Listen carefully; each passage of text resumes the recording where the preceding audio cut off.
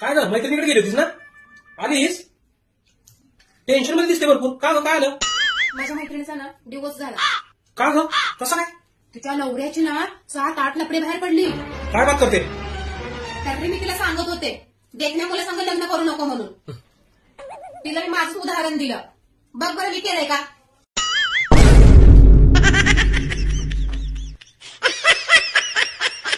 हे देवा, माझ्या नवऱ्याला धन दौलत, पैसा, गाडी, बंगला सगळं काही मिळू दे बघ. मला काही सुद्धा नको बघ. मला काही सुद्धा देऊ नको. बाकी त्यांच्याकडून कसं काढायचं ना ते माझं मी बघून घेतली. अहो चला. तुझं ड्रायव्हिंग लायसन्स कम्प्लीट झालंय ना ग? हा. हे घे, चल माझ गाडी तूच चालव.